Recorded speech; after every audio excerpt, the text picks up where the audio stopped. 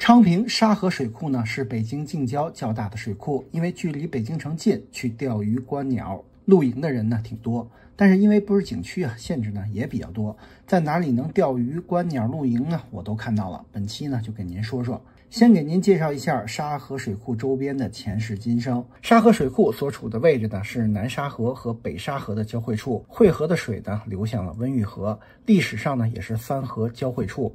明代之前呢，这里只有打鱼的渔民。明朝朱棣定都北京以后呢，修了明13陵，需要从北京城去13陵祭祀，在北沙河上修了朝宗桥，俗称北大桥；在南沙河上呢修了安济桥，俗称南大桥。明代延平八景的安济春流呢，就是指这里。解放以后呢，因为修建沙河水库，安济桥被拆除了。古代从北京城走到沙河水库呢，刚好1天，需要住宿。到了明朝嘉靖年间呢，重新修了一座小城池，作为皇帝的行宫，叫拱华城。城中正殿呢是给去世的皇帝皇后停灵用的，配殿才是给活着的皇帝居住的。到了明朝万历初年啊，拱华城开始允许百姓进城住，也不知道为什么迁入的回民不少，还修建了清真寺。清代以后呢，拱华城的地位降低，但行宫呢依然是皇家的财产。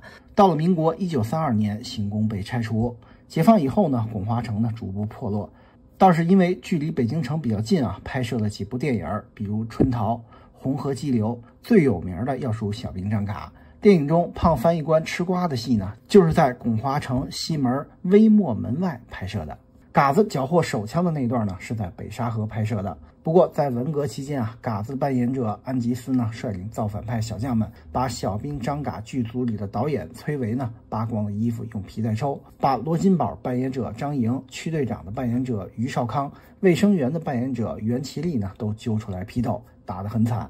再说沙河水库的自然环境啊，解放以后，沙河的泥沙比较多，在沙河水库这里呢，就慢慢淤塞了河道，形成了水面、漫滩、荒地和林地的小湿地生态系统，变成了各种鸟类喜欢的栖息地。后来呢，也吸引了大批的爱鸟人士前往。沙河水库出名啊，就是因为当初这里鸟类众多。不过，随着城市的扩大化，农田和荒地呢都变成了居民区，河水污染严重。2016年前呢，沙河的水质呢还处于劣质，各种重金属超标。好在经过治理，截止到2023年12月，已经上升到3类水质。虽然不能作为水源地啊，但是比以前的情况呢要好多。也是因为不是水源地，才没有被完全封闭起来，许多人可以在此垂钓和观鸟。不过，随着城市的发展啊，河道首要任务呢还是人的安全，防洪愈发重要。沙河水库呢进行了清淤工程，让水面大增，深度呢也增大，所以湿地的面积呢在不断的减少，不适合新环境的鸟类呢已经离开，现在仅剩下一小部分，主要集中在水闸的西侧。我图上画的2个位置啊。目前想恢复以前鸟类的多样性呢，已经不现实。去年北京731大水以后啊，为了防洪，沙河水库2024年展开了大面积的修缮工作。首先是交通要道沙河水闸呢正在被拆除，不能通行了，维修预计到2025年12月31日。在水闸的东侧开辟了一条新路，岸上呢有指示牌，河两岸的车呢可以通行，不用绕太远的路。水库周边为了防汛呢，也正在对大堤呢进行维修，很多地方呢都被封闭起来。目前水库周边仅有几段地方还未被封闭，去游玩的时候一定要注意安全，不要下水。原则上，水库周边的所有地方都不允许露营和钓鱼。露营和钓鱼呢都是游客自发的行为，本视频啊并不鼓励，我只是说我看到的情况。未封闭的第一段是南沙河和北沙河中间拱华城的昌平新城滨河森林公园沙河区，下一集呢我会详细说这个地方。未封闭的第2段呢是沙河水库的南岸，从水闸到城铁之间，能停车的地方呢只有沙河闸的西侧，过了航天工程学校左手边的路口进去，小沙河村的村口有停车位。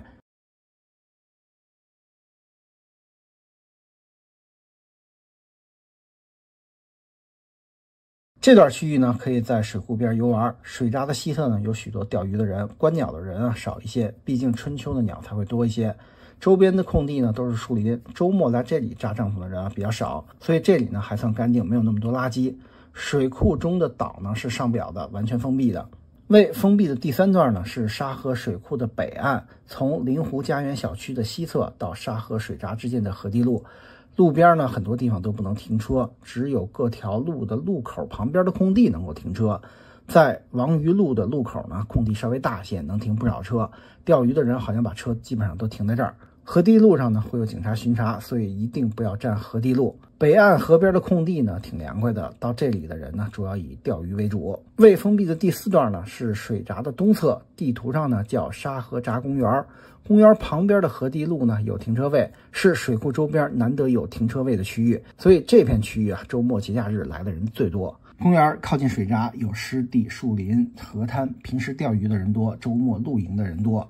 因为人多，所以四周垃圾呢也很多。水闸未拆前呢，闸门是关着的，水浅流速低，下河游玩人呢比较多。现在水闸呢全部开放了，水流速度呢加快了，不建议下河。未来水闸如果修好了，水像以前很浅的话，这片区域应该还会吸引很多人到此。由于篇幅的原因啊，下期给您说说昌平新城滨河森林公园沙河区。如果您觉得我的攻略对您有所帮助，请支持一下，看看我的橱窗。